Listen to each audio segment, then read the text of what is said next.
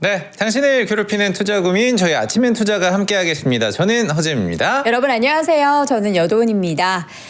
외국인의 매도가 오늘은 벌써 2조가 넘어섰고요. 네. 개인 투자자들은 3조 2천억 가량을 사고 있습니다. 지난주 금요일 급등을 할 때 외국인이 현물만 8조 5천억을 샀거든요.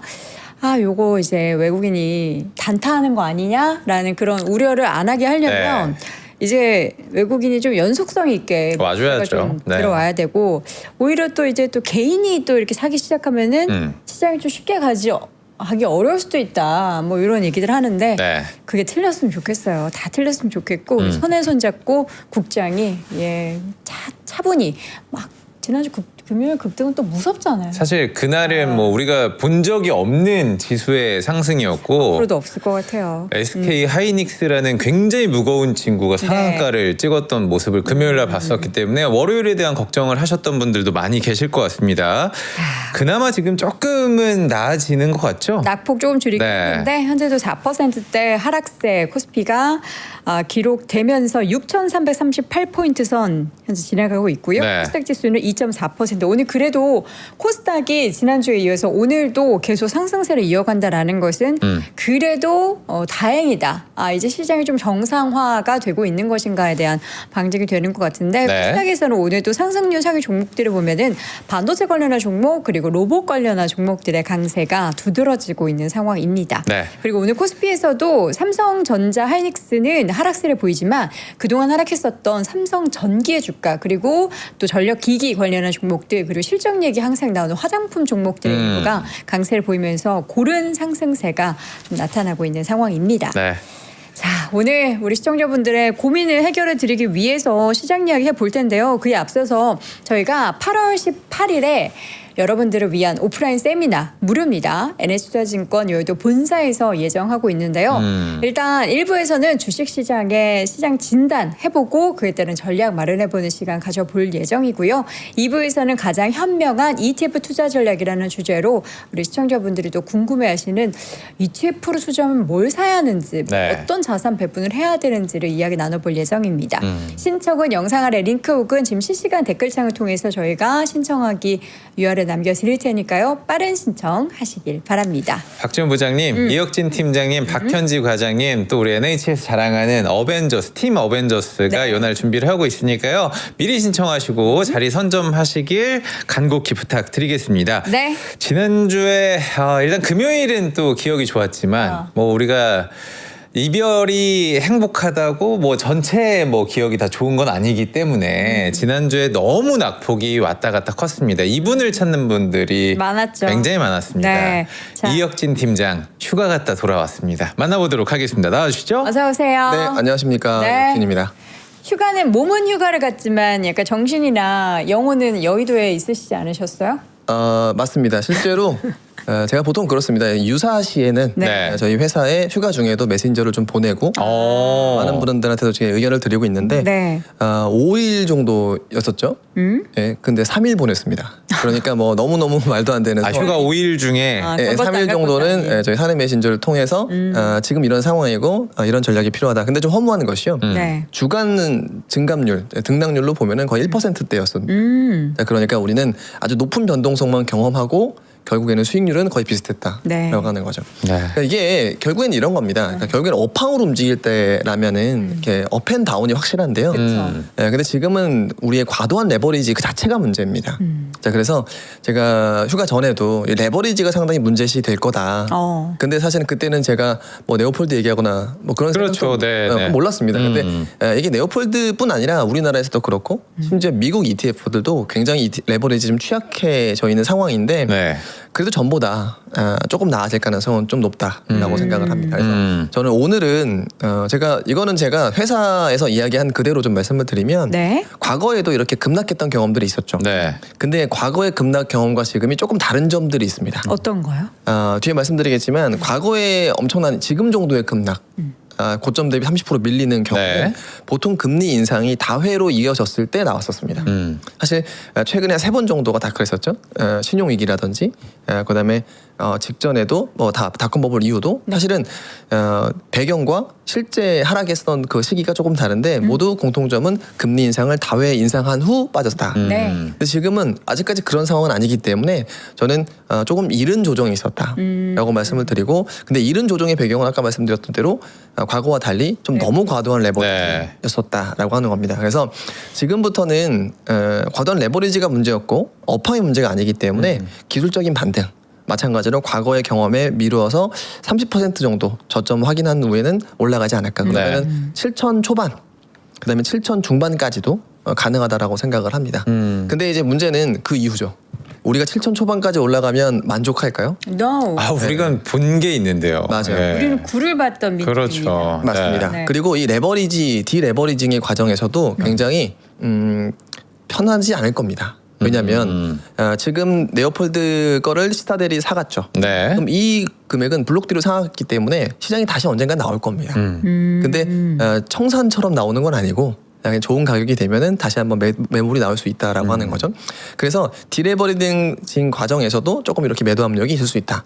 두 번째로는 우리나라 아이러니하게도 반등이 금요일 날 나왔어요. 네. 그렇죠. 네, 근데 금요일 날 나왔을 때는 아이러니하게도 단일 종목 레버리지의 규제 첫날이었습니다. 아, 31일. 네. 그렇죠. 그러니까 지금 그렇게 딱 이게 참 제가 약한 골이라고 말씀을 드리는 거예요. 네. 그러니까 전부 다는 아니죠. 그러니까 모든 것이 다 단일 종목 레버리지 때문일 수는 없습니다. 네. 하지만 제가 금요일 날 반등이 나왔을 때 이제 예의주시하셔야 되는 것은 메모리 반도체 반등이 아니에요. 시장 전체 반등이었어요. 다 반등했어요. 그렇죠. 이게 과거와 다른 겁니다. 자, 오늘 오전에도 코스피가 많이 오르나요? 코스닥이 많이 오르나요? 코스닥이 오르고 있습니다. 코스닥이 더 많이 올라요. 네. 자, 그렇기 때문에 모든 우리가 이제까지의 과거 한 2개월 정도의 수익률은 그냥 우리가 잊어야 됩니다. 왜냐, 시장 왜곡이었으니까. 아.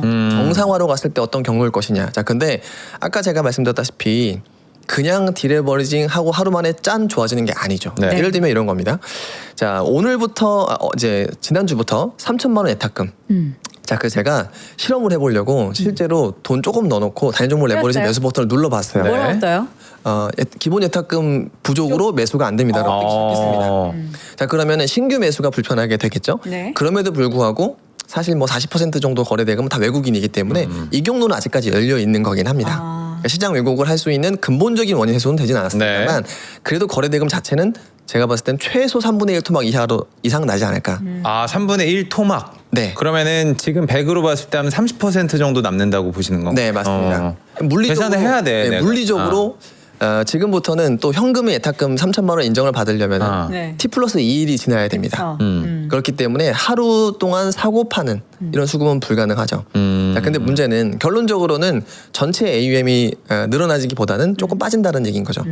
자, 근데 결국에 단일 종목 레버리지 ETF를 매도하게 되면은 선물 매도 압력이라고 하는 비슷한 현상이 나게 돼요. 그렇죠. 자, 그렇기 때문에 네. 오늘 오전 삼성전자 하이닉스의 하락은 전 사실 업황이나 사실 뭐 나아가서는 금요일날 급등 차익 실현 과도 별 상관이 없는 것 같아요. 그러면요? 그냥 장 초반에 단일 종목 레버리지에 대한 매도 압력이 상당했을 거다라고 생각을 하고요.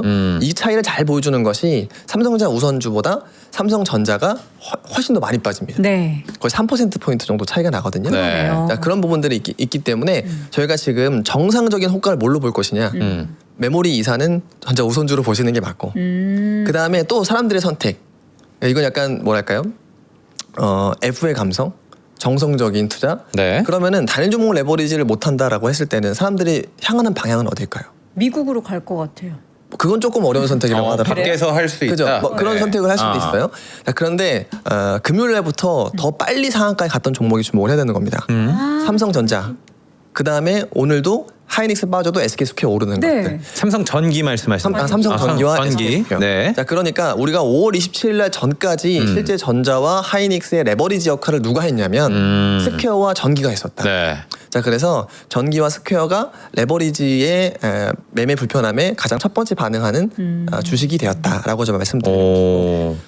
자, 근데 그 다음이 사실은 우리가 생각해 보면 정상 시장 5월 네. 27일 전까지는 이게 미국에서는 있었던 일이고 네. 우리나라에만 없었던 일인데 바로 분산이에요. 분산. 네, 예를 들면은 최근에 보면은 신고가를 기록하는 GM도 지금 신고가예요. 미국의 시장은 네. 분산이 되고 있죠. 자 그리고 키옥시아와 도요타 시가총액도 뒤집어져 있는 상황인 거고 그리고 사실 미국이나 뿐만 아니라 전 세계 헬스케어가 다 반등했었어요. 네. 다 올랐어요. 네. 그러니까 무거우나 가벼우나 다 올랐어요. 근데 우리나라 헬스케어는 부진했었죠.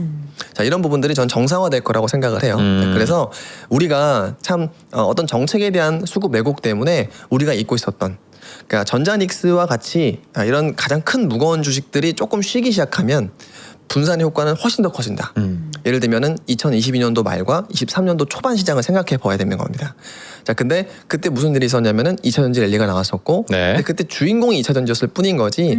사실 그때 보면은 다 날라갔었어요, 중소형주들. 자, 그래서 저는 앞으로도 오히려 중소형주에서 조금 기회가 나올 수 있을 것 같다. 그리고 그 컨셉은 이 5월 27일부터 지금까지의 수급 왜곡 때문에 처참하게 빠졌던 종목들. 네. 그래서 중반부까지는 한 앞으로 3에서 6개월 정도까지는 너무 많이 빠졌던 종목들의 회복. 네. 이런 쪽이 좀 있을 것 같고. 그래서 지금부터는 저는 만약에 그러면은 아까 제가 서두로 돌아가서 7,500까지 갔을 때 네. 그때도 더 올라갈 수 있을 것이냐. 자 여기서부터는요 자신하시면 안 됩니다. 여기선 심판이 있어요. 심판은 유가입니다. 유가. 심판은 네. 유가다. 네. 네, 저는 제 농담 삼아 이런 얘기를 합니다. 네. 이란 혁명 수비대가 데이터 센터 투자를 막을 수 있다. 그들의 행동 때문에. 근데 우리가 네. 그 3월에 처음에 전쟁 터졌을 때 생각해 보면 그때 전체 시장이 다들 전쟁 이슈, 유가 네. 급등으로 우르르 내려갔다가 그렇죠. 시장에서 그런 얘기를 제일 많이 했어요. 아니 그래서 반도체 생산 못하냐? 뭐 반도체 그 생산할 때 일부 그 소재가 뭐 그쪽에서 또 수입되는 거다라고 했는데 그럼에도 불구하고 반도체 업황에 문제 없다라는 시장 얘기하면서 반등을 계속 이어왔단 네. 말이죠. 근데 지금의 상황은 또 그때와는 다르다. 맞습니다. 근데 이거는 업황에 대한 얘기는 아니에요. 아 그래요? 그러니까 아주 장기적으로 보면 하이퍼스케일러들은 시장을 조성할 수 있어요. 네. 그러니까 사실 저는 어떻게 표현을 하냐면 네오폴드가 오픈 AI와 엔트로픽. 네. 그런데 시타델은 아마존이나 알파벳이라고 말씀을 드리거든요. 그러니까 실제로는 시장 조성을 하는 것은 알파벳이나 아마존이나 네. 이런 자기네 어플리케이션이 분명한 이런 하이퍼스케일러들이라고 생각을 하는데 이거는 업황에 대한 얘기고 문제는 시장 심리예요. 시장의 심리는 시장 금리에 따라서 이게 투자가 이루어질지 네. 아닐지 굉장히 좀 격하게 반응을 하죠. 네. 특히나 지금처럼 FCF가 마이너스 전환되기 시작했을 때는 더 격하게 반응을 한다라고 하는 겁니다. 자, 근데 시장 심리가 어떻게 좀 다를 수 있냐라고 하면 한번 단적인 예를 들어보면 네. 알파벳의 클라우드 성장률은 80%예요. 전년 대비. 근데 시장은 실망했습니다. 근데 마이크로소프트는 40%예요. 근데 시장은 환호했어요. 돈이 많다. 네.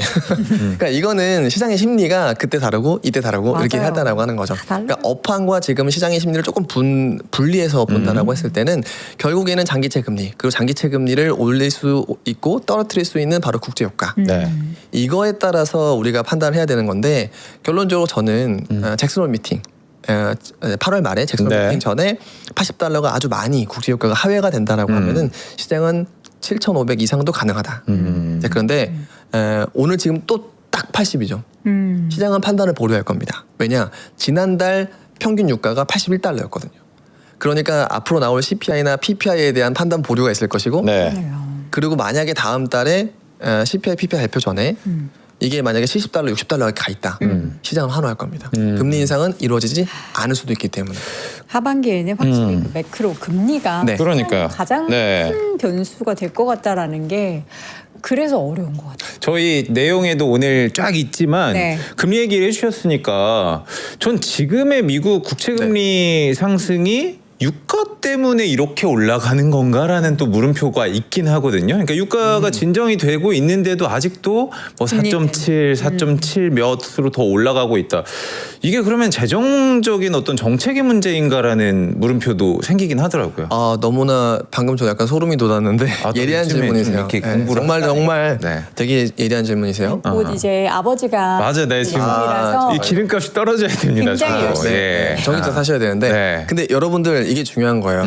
자 여러분들께서 제가 무슨 얘기를 하든 오늘 3%를 보시면서 자 그래서 전자닉스 사파라. 맞아, 지금도 마라. 그래요. 네, 네. 팔아 마라. 이거에 초점을 맞췄을 때가 아니고 지금부터 우리는 장기적으로 정말 주식을 전 오래 하면은 엄청난 자산가가 될 수 있다고 생각을 합니다. 근데 문제는 그러려면은 네. 그러한 습관을 들여야 되는 거죠. 지금 종목의 실적이 중요한지 매크로가 중요한지 지금부터는 매크로가 훨씬 중요합니다. 자, 왜냐?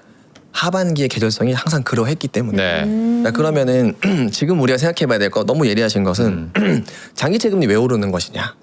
자, 첫 번째는 미국의 재정 지출 규모가 전쟁 이후로 점점 더 많아지고 있죠. 아, 그렇죠. 네, 트럼프 임기 시작하고 난 다음에 장기채 오르다가 그 다음에 그때 한번 그 효율부 도지 만들었을 때 장기채 금리가 조금 하락했었어요.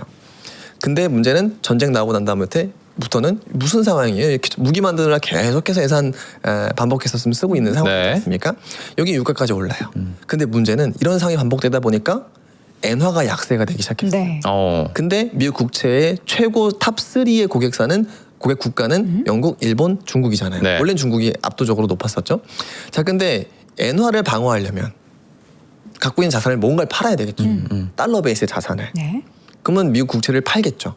자, 이 고리를 막기 위해서 베센트가 나선 겁니다. 네. 자, 그렇기 때문에 말씀하셨던 대로 수급적으로는 지나친 엔화 약세, 이게 좀 장기채의 상승 압력을 좀 불러일으키고 있는 것이고, 두 번째 물가로는 국제유가.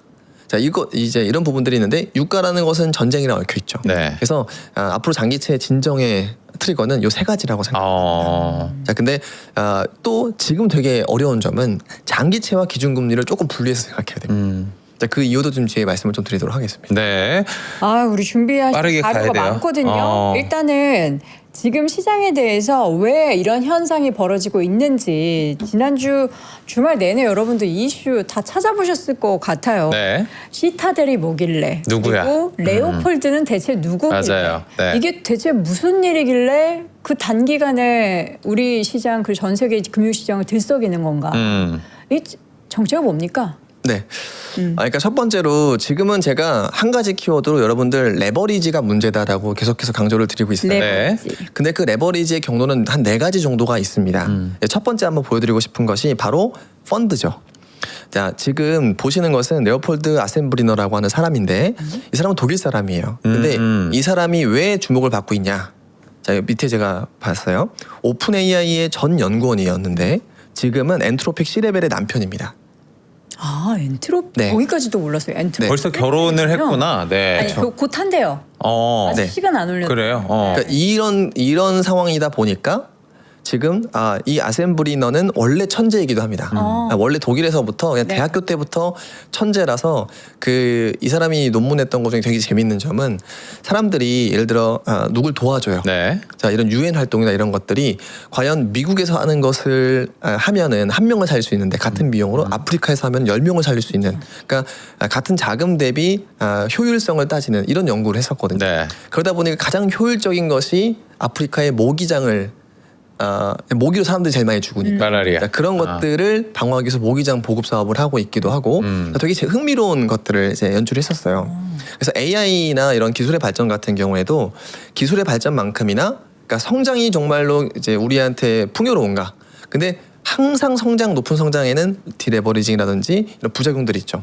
또 AI는 또 해킹도 있고 그래서 항상 보안이라든지 그다음에 어떤 안전장치 이런 것들이 중요해서 이 두 가지가 성장과 안전장치에 같이 가면은 우리가 보통 얘기하는 골디락스라든지 되게 좋은 국면이 네. 나올 수 있다. 이런 논문을 써가지고 독일에서도 되게 센세이션했었던 사람입니다. 자, 근데 그 사람이 오픈 AI의 전 연구원이자 그리고 지금의 엔트로픽 C레벨의 남편이 된다라고 하니까 얼마나 AI에 투자하고 싶은 분들이 이 펀드에 몰렸을까. 네, 그러다 보니까 지금 보시면은 이게 $100만 기준인데 펀드레이징 한 다음부터는 지금 이 펀드레이징 전체 규모가 엄청나게 많이 올라갔던 거죠.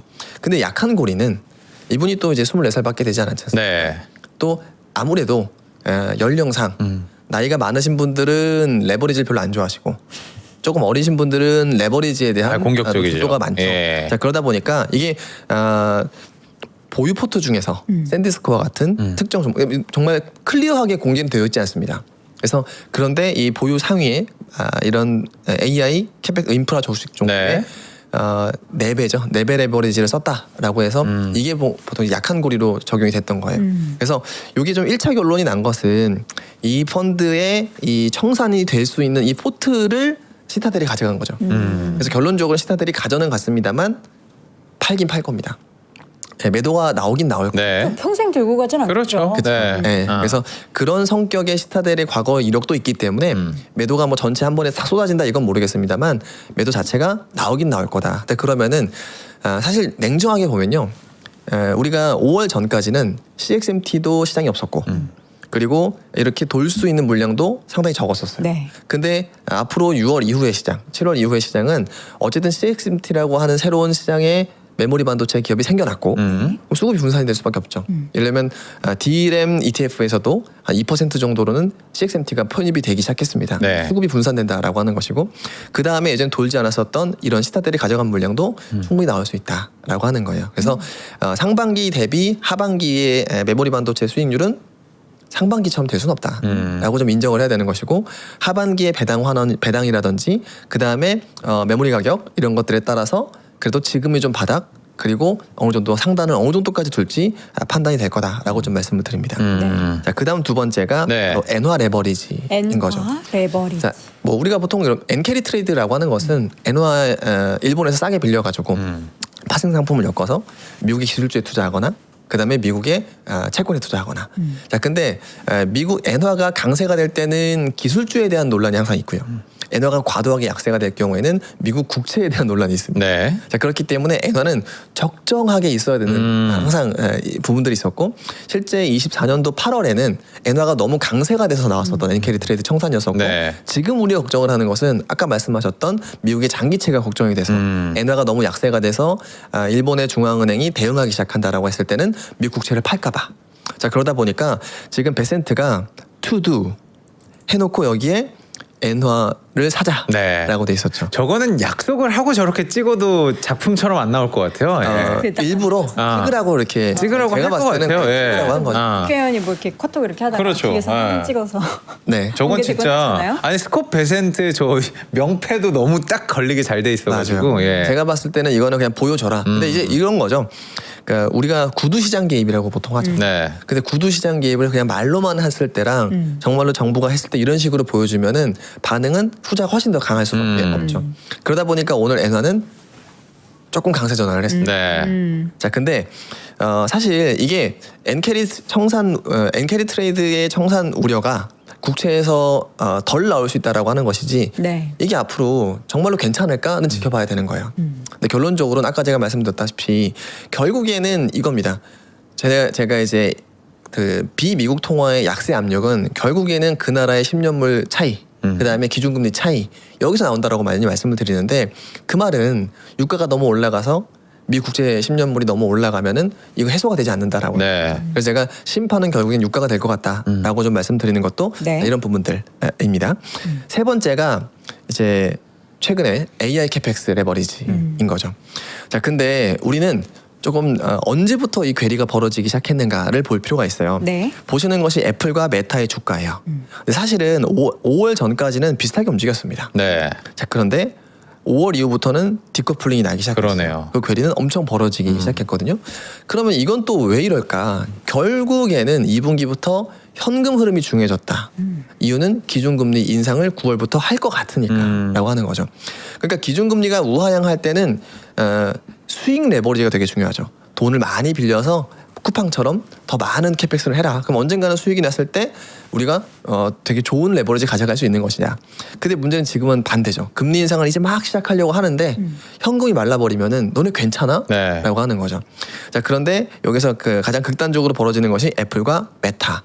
자, 근데 애플이 주가가 올라가는 것에는 자, 이런 부분들이 좀 있습니다. 아무것도 하지 않은 자가 결국에는 나을 것이다. 그러니까 투자를 하지 않은. 그러니까 그 말은 뭐냐면 AI 캐펙스가 언제까지 메모리를 올리겠느냐. 네. 그리고 클라우드 비용이 언제까지 비싸겠느냐. 그러면은 아무것도 안 하다 현금만 들고 있는 기업이 메모리에서 더 싸졌을 때 그리고 클라우드가 싸졌을 때 더 싸게 이용할 가능성이 있다라고 하는 전제가 있다라고 하는 거거든요. 자, 그런데 이거는 저는 애플과 메타를 보면 그렇게 보일 수도 있어요. 하지만 냉정하게 보면은 구글이랑 아마존이랑 이런 기업들을 보면은 결국에는 하이퍼스케일러들의 투자는 성장률이 많을수록 투자를 더 많이 한다. 근데 여기서 메타가 문제가 되는 거는 메타는 클라우드의 성장률이라고 하는 게 딱히 없죠. 네. 클라우드 외부 판매를 하지 않으니까. 네. 자, 그래서 메타로 보면은 이게 클라우드를 안 하는 게 마치 나은 것처럼 보이는데 하지만 결국에 시장 조성자는 저는 개인적으로는 구글이나 아마존 같은 하이퍼스케일러들. 그러니까 근데 좀 재밌는 점은 우리가 워렌 버핏의 선택을 한번 생각해 볼 필요가 있어요. 구글. 네, 워렌 버핏은 평생 동안 네. 일생을 소비재화, 그 다음에 플랫폼, 그리고 어떤 저평가 주식 이렇게 세 가지에 집중을 했습니다.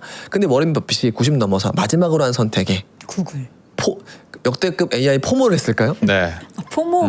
그분도 포모를 느끼셨을까요? 하실 수도 있죠. 완벽할 수는 없으니까. 그렇죠. 그렇지만 그러니까 저는 네. 그러지 않았다라고 사실 생각을 합니다. 그러니까 왜냐하면은 지금의 네오폴드도 그렇고 그 전에는 빌황도 있었고 그 전에는 돈나무. 예, 캐시우드도 있었죠. 그러니까 항상 우리는 제2의, 제3의, 제4, 제5의 워렌 버핏이 등장을 했습니다만 에크먼 빼면은 항상 결말이 별로 좋지는 않았었어요. 자, 그래서 저는 워렌 버핏이 틀렸다라고 할 때가 가장 무섭다. 시장은 정반대로 움직일 수 있다. 네. 자, 그래서 워렌 버핏이 이번에 알파벳을 투자한 것은 결국에 뭐 저는 좀 다다음 주나 이때 좀 다시 한번 자세히 다룰 텐데 생각해 볼수록 결국에 시장 조성자는 하이퍼스케일러들인 것 같다라고 좀 생각을 하는 겁니다. 네. 그래서 저는 애플과 메타에서는 마치 아무것도 안 한 자가 훨씬 더 나아 보이지만 실제로 애플이나 아마존을 보면은 마이크로소프트를 보면은 무언가 한 자가 결국엔 훨씬 더 남은 돈이 많을 것이다. 프리캐시플로가 이렇게 좀 말씀을 드리고요. 네. 그 다음이 제가 2주 전에 강조드렸었던 레버리지 ETF. 네. 이건 좀 우리나라만의 문제는 아니었습니다. 네. 미국도. 근데 이제 약한 고리가 완전히 개장을 해버린. 그러니까 우리가 정말로 워터파크 개장해버린 상황이 다인 종목 레버리지가 트리거가 됐다라고 하는 거죠. 그래서 이 부분은 아마 배율 조정까지 나갈 것 같아요. 1.5배든지 1.8배든지 홍콩이 그렇게 했었거든요. 근데 그렇게 되면은 결국에는 매도 압력이 좀 있을 수 있다라고 하는 거에서 전자닉스가 주가가 한번 크게 빠졌다가 또 말도 안 되게 크게 올랐다가 그 다음에 지금 빠지고 있잖아요. 근데 이 하락은 사실 필연적으로 우리가 주가를 돌린다라고 하더라도 쌍바닥을 찍고 보통 가죠. 예, 그래서 또 아까 제가 말씀드렸던 디레버리징의 어떤 매도 유탄 이런 것도 있기 때문에 지금 하락 자체는 그렇게 뭐 엄청 걱정스러운 하락은 아니다. 그래서 좀 많이 빠지면은 지금부터는 좀 긍정적으로 생각하실 필요도 있을 것 같다라고 좀 말씀을 드리는 겁니다. 레버리지라는 키워드를 정말 한 달 내내 많이 들은 것 같은데 네. 그렇다면 이제 이런 상황 속에서 우리가 제일 중요한 게 그래서 우리 투자자분들은 그러면 어떻게 좀 전략을 짜야 하는지 8월이죠. 네. 투자를 어떤 방향으로 뭐를 선택해야 하는지를 고민하실 텐데 세 가지 문장으로 좀 정리를 해주셨어요. 사이클 관점에서는 본격적인 하락 아니고 반등의 레벨은 앞서 말씀해 주셨던 것처럼 네. 천선 중반 정도 이건 이제 1차인 거죠. 그리고 투자의 원칙은 결론보다는 과정이다 하셨는데 요 하나씩 한번 풀어보도록 봐야 될 것 같아요. 네. 제가 이거는 지금 장표 한번 보여주시면 네. 자 지금 여러분들께서 반드시 알아야 되는 것 그러니까 지금 사이클이 정말 하락장의 시작이냐 저는 아직까지는 아닌 것 같다라고 말씀을 드리고 두 번째로는 지금 반등이 어디까지 될 거냐 저는 8,000선까지 바로 가기에는 매우 어렵다. 네. 근데 7,000선 초반부터 중반까지는 기대를 해볼 수 있을 것 같다.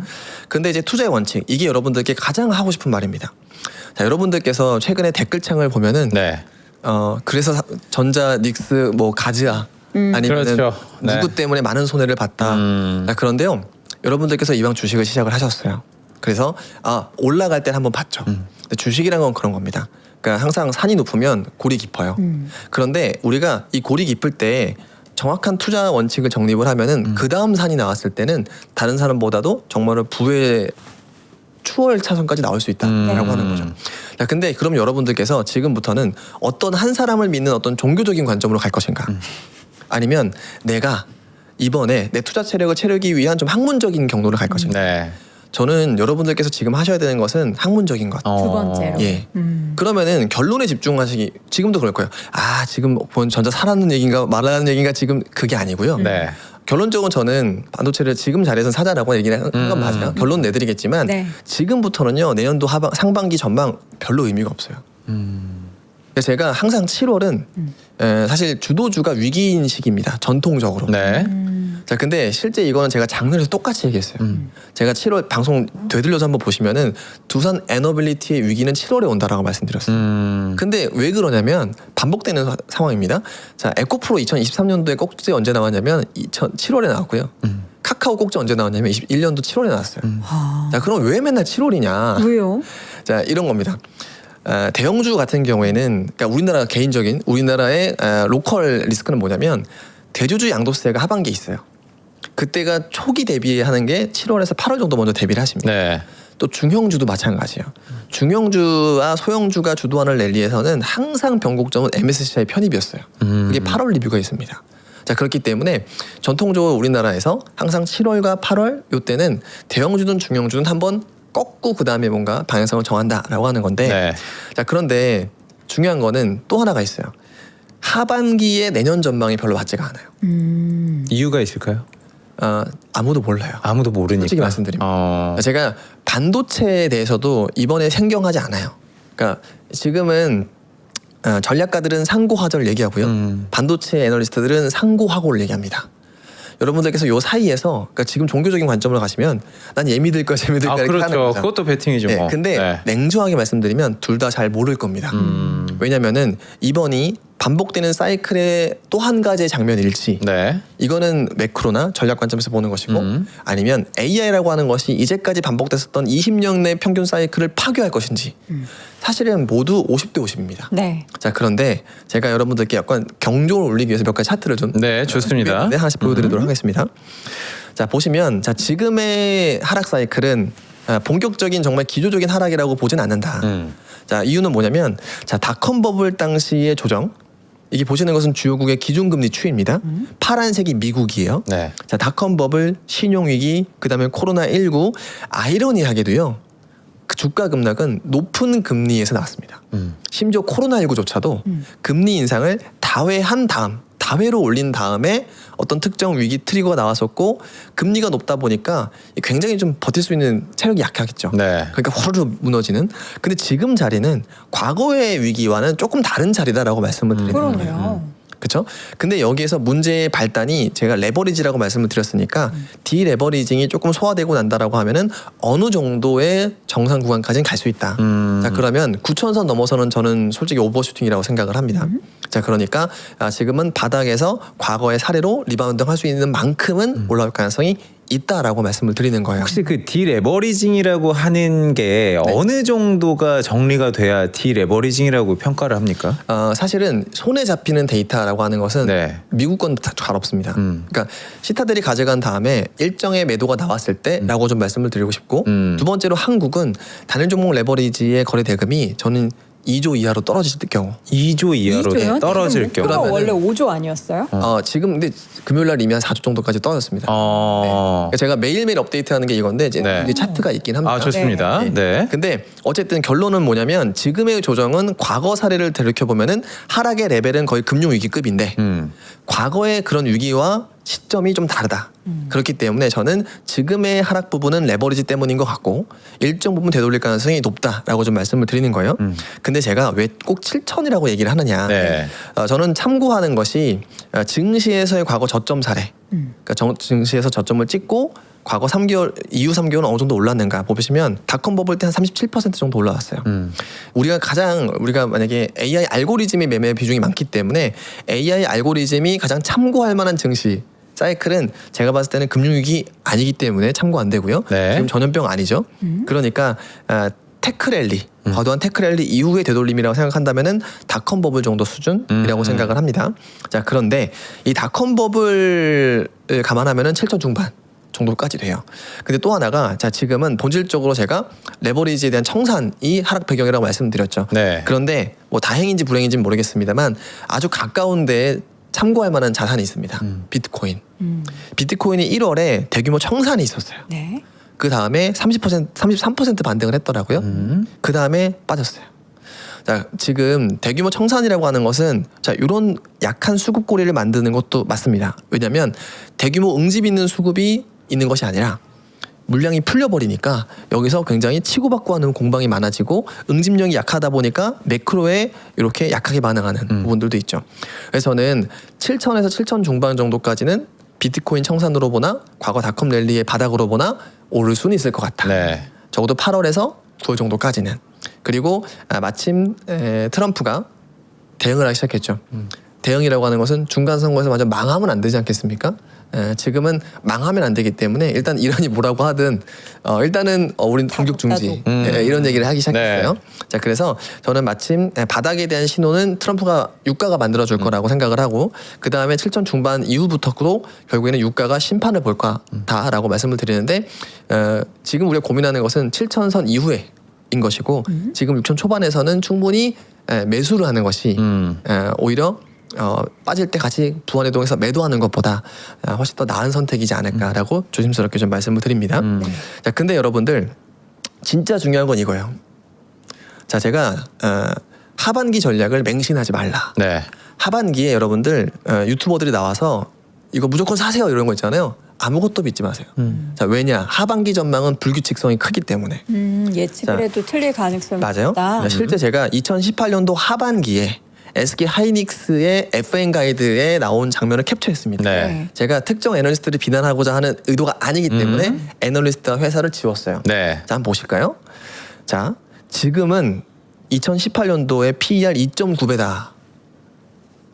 그때도 하이닉스 하반기에 빠졌거든요. 혹시 PD님 조금 확대를 부탁드리면 지금 보시는 분들 편하실 네. 것 같거든요. 네. 2.9배. 사실 지금은 이제 포워드 PER 기준으로 막 급락했을 때는 3배까지라고. 네, 3배라고 하죠. 네. 4배 정도. 근데 지금 2028년도에는 2.9배라고 했었습니다. 네. 그러니까 그때 당시에도 주가가 좀 많이 빠졌을 때 초기에 섹터 애널리스트 분들의 대응은 내년도 전망이 이익이 높기 때문에 지금 너무 싸고 과도한 낙폭이다라고 얘기했었어요. 네. 그게 2018년도 하반기였습니다.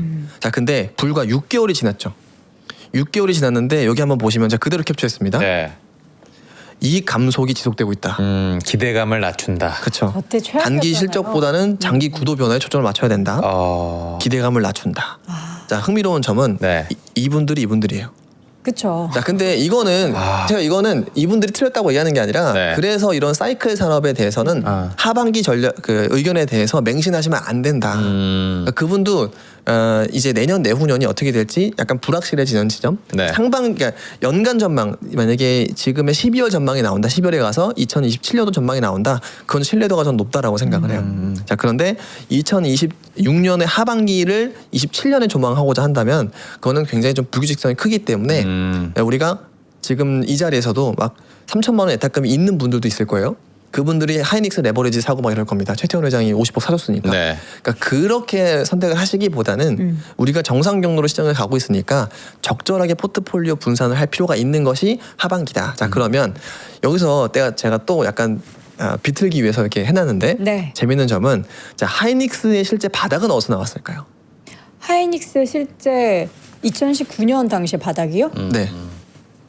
기억이 안 나죠. 어디 뭐 외국 보고서에서 뭐 겨울이 온다 겨울은 뭐 이런 이거 이제 느낌으로 커밍이 그거는 뭐 하나만 19년도는 아니긴 하지만 예. 자, 보시면 2018년도 하반기에 PER 2.9가 나왔을 때 시장은 빠졌습니다. 그런데 2018년도에 이익 추정치를 충분히 내리고 할 때는 바닥을 찍고 올라와 버렸어요. 오히려 네. 앞에 털고. 맞아요. 자, 그러니까 이렇게 이익의 추정치가 약간 실제 현실을 맞이하는 실제 구간이 되면은 약간 우리가 튜닝이 되면서 실적 기대치와 현실 튜닝이 되면서 시장은 바닥을 만들었다라고 하는 거예요. 그러니까 제가 하이닉스 빠진다는 얘기하는 게 아니라 네. 충분히 이익 추정치는 조정이 되긴 하겠습니다만 실제 2018년도의 저점도 요때 당시에 나왔었다. 네, 그래서 지금은 하이닉스조차도 트레이딩 바이로 접근하시는 것이 훨씬 더 낫고 과도하게 올라갔을 때는 좀 비중을 줄이시고 또 과도하게 떨어졌을 때는 또 이 정도는 좀 낙폭 과대다. 네, 왜냐하면 한번 찍었던 저점을 회복해서 추가 아래로 경신이 되려면 금융 위기라든지, 그러니까 외부 변수가 유가가 뭐 100% 다시 간다든지 네. 외부 변수가 건드려줘야 저점이 깨집니다. 그러지 않는다라고 하면은 저는 메모리 반도체 하단이 깨질 가능성은 저는 그닥 높지가 않다라고 생각을 합니다. 그래서 지금 어쨌든 첫 번째 말씀드리고 싶은 거는 지금의 문제가 레버리지였는데 이게 소화되는 구간에서 다시 한번 좀 요철 구간이 나올 수 있다. 네. 근데 이거는 본진이 아니고 여진이다. 근데 과거를 돌이켜 보면 낙폭 과대하고 반등을 했을 때 지금 기준으로 지수를 대입해 보면은 7전선 초반 중반 정도까지는 나올 것 같다. 네. 요 정도 기대를 해볼 수 있을 것 같다. 네. 자, 그런데 우리가 그럼 지수를 바이한다는 측면에서 지금처럼 반도체 몰빵을 갈 것이냐? 그럴 가능성보다는 오히려 5월 27일 이후에 정상적인 분산 과정이 안 되었었기 때문에 조금 더 확산하는 비반도체 종목들로 분산하는 것이 나을 것 같다. 오히려 아까 제가 말씀드렸다시피 단일 종목 레버리지가 만약에 거래대금 2조 원 이하로 떨어지셨을 경우에 네. 대체할 수 있는 종목들은 전기나 뭐 스퀘어 같은 역할들이 있으니까 결국에는 이런 종목으로 관심이 좀 더 쏠릴 것 같다라고 좀 말씀을 드리는 거고 주의할 점. 네. 내년을 대해서 하이닉스가 뭐 400만 원, 500만 원 뭐 갈 수도 있겠죠. 네. 근데 그러한 기대감이 실제 발현되는 것은 올해보다는 내년일 가능성이 높다. 이유는 하반기의 전망의 불규칙성이 상당히 컸었기 때문에 2018년도에도 그랬었기 때문에 네. 그래서 저는 트레이딩 관점으로 반도체를 접근하시고 포트폴리오는 조금 분산해 놓으시기를 추천을 드린다라고 말씀을 드립니다. 그러면 이제 대형주 안에서는 말씀하셨던 네. 브랜드를 뭐 SK 스퀘어나 삼성전기 사실 이전에도 삼전닉스 급등하고 나서 제일 더 빨리 단기간에 그렇죠. 급등한 두 종목이었잖아요. 네. 근데 이제 오늘 시장이나 최근의 시장을 보면은 우리는 그 코스피 안에서의 분산은 안 됐지만 코스닥은 그동안 이제 워낙에 또 억울하게 눌려있던 면도 많았어가지고 오늘도 지금 4%가 그러네요. 네. 급등을 하고 있거든요. 네. 요 코스닥에 대한 투자로 우리가 조금 시선을 돌려보는 거는 어떨까요? 뭐 삼성전기나 뭐 SK 스퀘어도 대안이 되겠지만 코스닥 뭐 중소형주도 매력적인 종목들이나 또 네. 있지 않습니까? 그러니까 원래 이 정책의 순 기능과 역 기능이 있죠. 네. 근데 정책의 순 기능은 보통 코스닥 활성화 정책. 사실 저는 뭐랄까요 불량 종목의 퇴출 이건 찬성을 합니다. 근데 이런 과정이 정말로 제대로 작동이 됐다라고 하면 코스닥은 조금 더 올라있었을 것 같아요. 그러니까 사실은 코스닥의 밸류에이션이 과거 대비 뭐 주가가 빠졌으니까요 비싸지 않습니다. 과거 대비. 자 그리고 코스닥 승강제 이것도 부작용이 물론 있습니다만 네. 지수 올리는 데는 도움이 되는 정책이에요. 그러니까 코스닥 활성화를 위해서 이제 부적절한 종목을 퇴출하고 승강제를 통해서 연기금을 투입한다라고 하는 이 두 가지 전제는 코스닥 지수의 긍정적인 역할이 맞았었어요. 근데 문제는 요 사이에 단일 종목 레버리지로 이 모든 게 다 무색하게 돼버렸던 거죠. 네. 근데 지금은 저희가 5월 27일부터 지금까지의 상황을 우리가 잊어버려야 된다라고 말씀드리는 이유는 그럼 27일 전까지는 코스닥은 오르기 시작했었어요. 고점이 돌파될락 말락하는 네.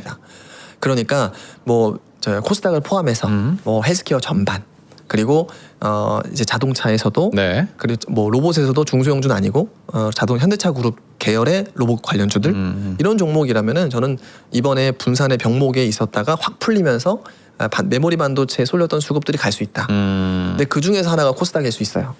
그리고 만약에 유가가 빠진다라고 하면은 어찌 보면 코스피보다 코스닥의 업사이드가 더 생길 수도 있습니다. 네. 자, 이유는 뭐냐면 네. 연기금 때문에. 연기금은 8천 이상부터는 매도 압력이 생깁니다. 저번에 못 팔아서 너무나 큰 비난을 받았기 때문에 이번에는 무조건 팔겠죠. 그러니까 지금 제가 7천 중반이라는 단서를 자꾸 말씀드리는 것도 네. 7천 중반 이후 8천을 보기 시작하면 연기금의 매도 얘기가 나올 거예요. 근데 그 돈이 어디 가느냐? 일부가 이제 코스닥으로 가기로 했으니까 가겠죠. 그래서 지금부터는 저는 일정 부분 여러분들께서 전체 자산은 이익으로 본다면 메모리 반도체를 이길 수가 없어요. 네. 근데 그거는 하반기 추정치대로 그런 것이고 저는 지금부터는 조금 분산해 놓으시는 것이 맞지 않을까. 자, 왜냐면요. 네포트는 나만을 위한 거잖아요. 그렇죠. 근데 그게 전부 다 합쳐 오면은 리스크가 되는 경우들이 있어요. 단일 종목 레버리지뿐 아니라 사실 지금은요 전 증권사들이 거의 매매 금액의 거래 금액의 70% 이상이 다 전자닉스 같아요. 그러면 투자 기회라고 하는 것은 쏠려 있는 것보다는 약간 지금 비어 있는 곳에서 나옵니다. 자 그렇기 때문에 저는 시선을 지금은 조금 많이 좀 옆에다가 네. 주변에다가 좀 시선을 좀 분산할 필요가 있다라고 좀 말씀을 드립니다.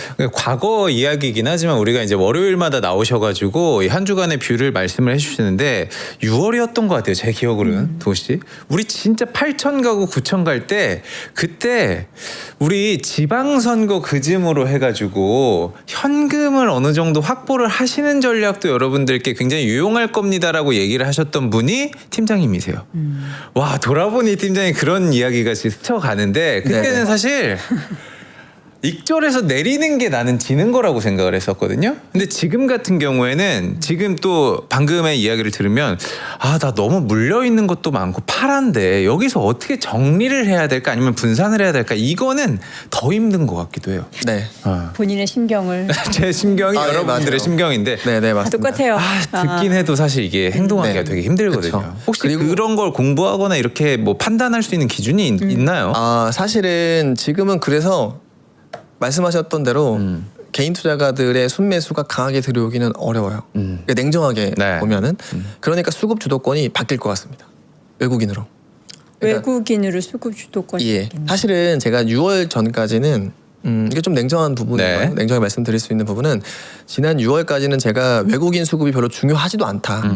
왜냐하면 외국인들의 수급 방향에 따라 시장이 결정되지 않고 그리고 외국인들이 많이 사는 종목이 오르지 않았기 때문에 근데 저는 7월 이후부터는 외국인이 사는 종목들이 조금 더 아웃퍼폼할 것 같다. 그래서 반대로 외국인의 빈집이 우리가 좀 봐야 되는 종목들인 것 같기도 하다라고 좀 말씀을 드립니다. 그 이유를 제가 하나씩 네, 좀 좋습니다. 말씀드리겠습니다. 자, 지금 저는 결론적으로는요 이번 FOMC에서 생각했던 것 결론은 심판은 유가가 본다. 네, 그러니까 시장의 등락은 7월부터 유가가 올라가면은 이거 용 빼는 재주가 없고요. 유가가 떨어지면은 정말로 우리가 아주 좁은 길이지만 이 골디락스처럼 보일 수 있는 이런 경로가 열려 있다. 네. 자, 근데 제가 왜 그런 말씀을 드리냐면 이번에 FOMC에서 3명 정도가 인상에 찬성을 했죠. 그쵸. 이건 매파적이었어요. 네. 그리고 캐비너시도 사실 전통적으로는 전통적인 해석으로는 매파에 가깝죠. 달러 풀어주지 않을 것 같거든요. 자, 근데 지금 보시는 저 한마디 제가 꽂혀 있습니다. 금융 타이트닝이 금융 여건의 타이트닝이 인상을 대체한다. 네. 자, 이게 무슨 말일까요? 시중금리가 올라가면은 기준금리 인상은 효과를 내더라. 이 얘기인 겁니다. 그 말은 그러면은 이미 기준금리 인상 효과가 난 상황이기 때문에 네. 우리가 굳이 빨리 올릴 필요는 없지 않을까 저는 이렇게 들렸습니다. 근데 이거를 정확하게 어떤 가이드라인을 줄 수 있는 이벤트가 전 잭슨 홀팅이라고 생각을 하는데 네. 그렇기 때문에 유가가 너무너무 중요하다. 예. 근데 유가가 중요한 그 선이 뭐냐? 그냥 중요하다고 하면은 분석이 아니죠. 라인 지난달 CPI, PPI 고점을 찍고 확인했을 때 네. 평균 유가가 81달러. 81달러. 예. 근데 이번에 혼재돼 있죠. 상반월 7월에 절반 정도는 60달러 후반이었고 네. 그다음에 절반은 80달러. 80달러 이제 중반까지 맞아요. 갔었죠. 네. 네. 평균 70달러대네요. 아. 그러니까 후반 나올 것 같아요. 아. 근데 문제는 그럼 앞으로 8월은 어떻게 할 거냐는 거죠. 그러니까 이게 기조적으로 떨어진다는 믿음이 있어야 되지 않겠습니까? 그래서 저는 트럼프가 물론 불규칙한 사람이긴 합니다만 네. 8월은 이렇게 넘어가면 안 된다. 아하. 근데 이란이 안 받아주니까. 그렇죠. 근데 그래서 이번에 얘기했죠. 이란이 나한테 이런 얘기 하지 않았고 이번엔 사우디가 얘기했었다. 그러니까요. 맞아요. 하는 거죠. 무슨 살 그러니까 많이? 저는 트럼프는 어쨌든 정신승리 아이콘이긴 하니까 이런 부분들을 좀 활용하지 않을까라고 생각을 하고요. 자, 그래서 저는 트럼프의 말 뒤집기는 혼재하지만 네. 어쨌든 지금은 중간선거 대비 그리고 여기서부터 기준금리를 올리면 위험한 거는 미국과 중국 간의 AI 전쟁도 끝나는 겁니다. 그러니까 중국은 이미 낮은 금리를 한참 유지를 하고 있고요. 네. 그리고 엄청난 돈을 쓰고 있고 근데 여기서 미국이 기준금리 올려서 캐펙스를 못한다?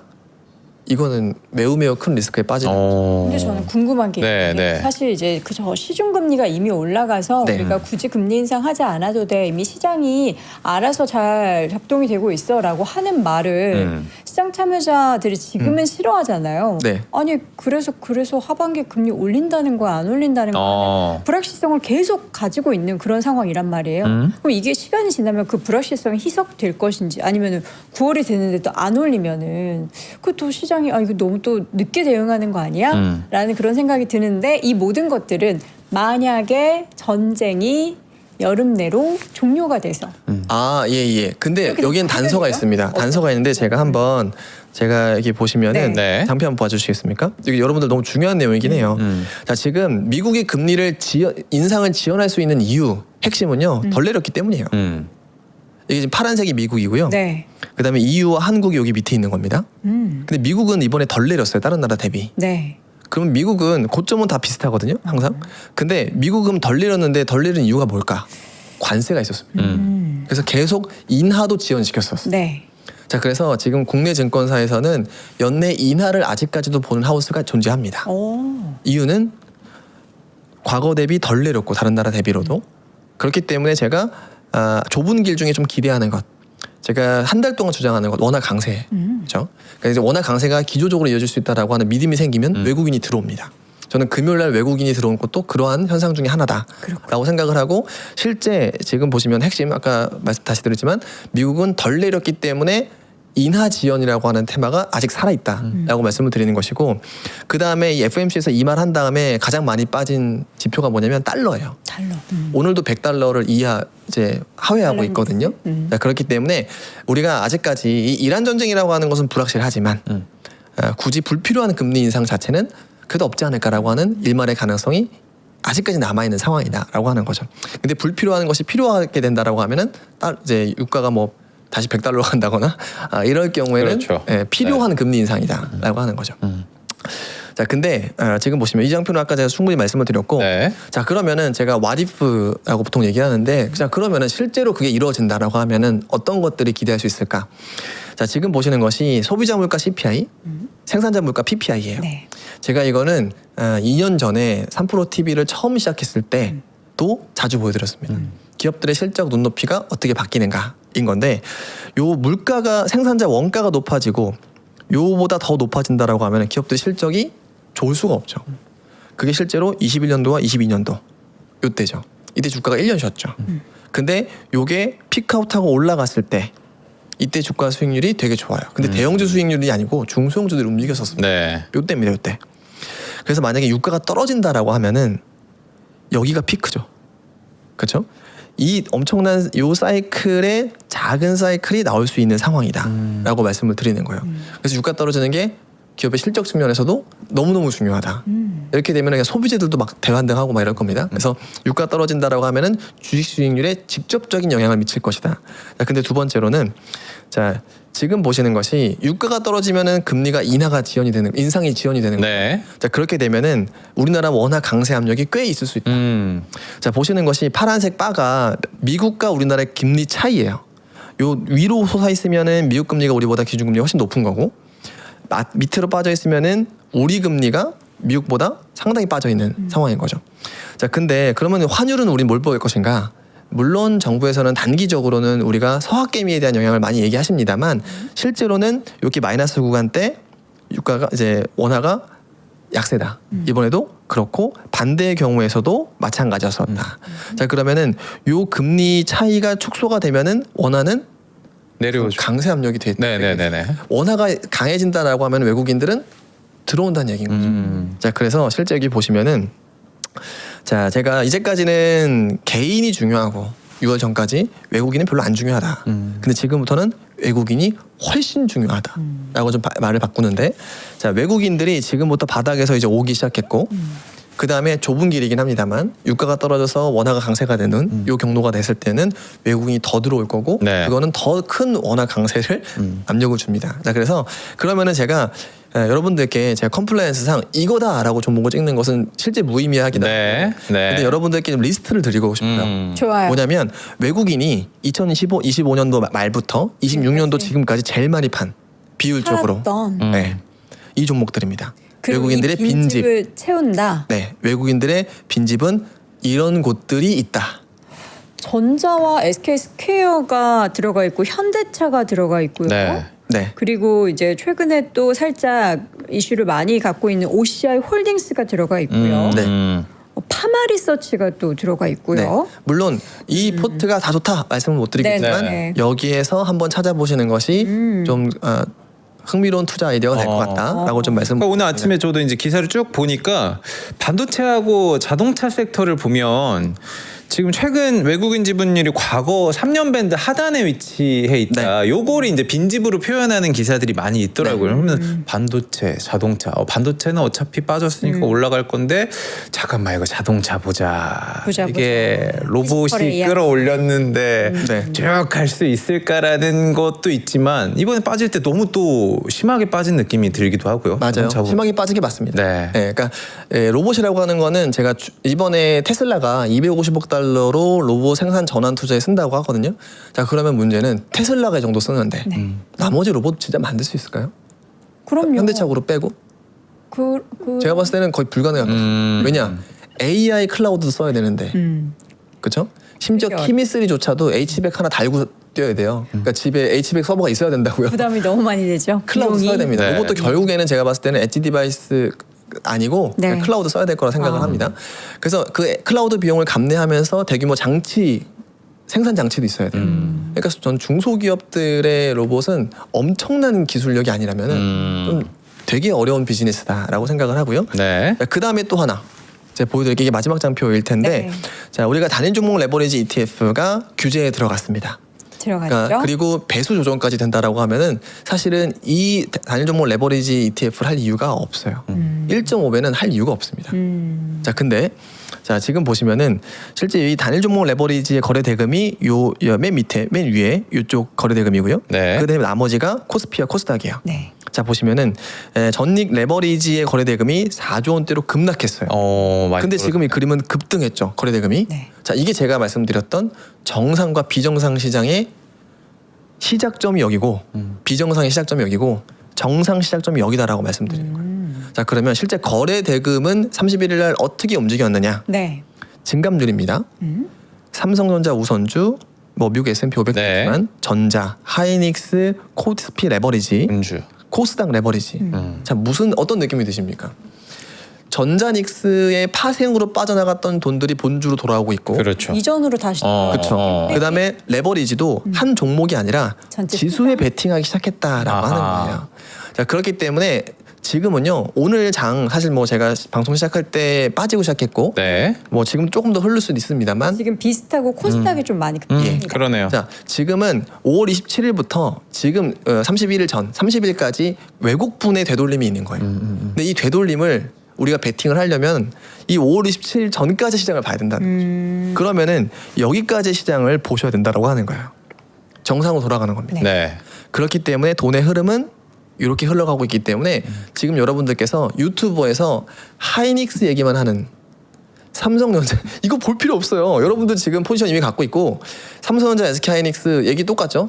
좋은 얘기하는 곳은 하이퍼스케일러들의 데이터 센터 투자 얼만큼 할 것이고 나쁘게 얘기하는 사람들은 그 다음에 하반기 결국에는 창신 메모리 물량이 늘어나서 빠질 것이다. 네. 자, 근데 이번에는 전자닉스가 올라갈 때 나머지 종목들이 이상하게 빠지지 않을 것이고 전자닉스가 만약에 빠지는 장이 오더라도 나머지가 엄청 올라가는 장이 될 거다. 결론적으로 우리는 시선을 전자닉스 하는 유튜브를 볼 것이 아니라 전략적으로 지금 분산을 할 수 있는 거리들, 그러니까 모처럼 조금 저기 바닥에 있는 종목들을 우리가 소액 베팅을 해서 분산 투자를 해가지고 좀 수익률을 끌어올릴 수 있는 장이다라고 말씀을 드리는 거고, 네. 수급도 개인들이 몰려가 있는 곳이 아니라 외국인들이 조금 바닥에서 빈집을 채울 수 있는 이런 곳들. 그러니까 시선을 5월 27일부터 30일까지 시장을 잊어버리고 네. 우린 지금 다시 새로운 마음으로 다시 한번 주식을 하실 때가 지금부터라고 말씀을 드리는 겁니다. 지금 많은 시청자분들이 네. 저는 이제 실시간 댓글창을 통해서 네. 여러분들의 투심을 확인을 많이 하는데 네. 지치신 분들이 많으시죠. 맞아요. 이제 떠나고 싶어 하시고 네. 이 반등에 있어서의 의미 부여를 하지 않으시고 이거는 이제 끝났어. 냉정하게. 나는 더 흐를 거야 이렇게 생각하시는데 이게 그렇게 된다면 하반기에 외국인이 수급 주도를 가져가고 네. 올라갈 때도 개인들은 겁나잖아요. 이전에 맞아요. 우리가 7월 경험을 했으니까.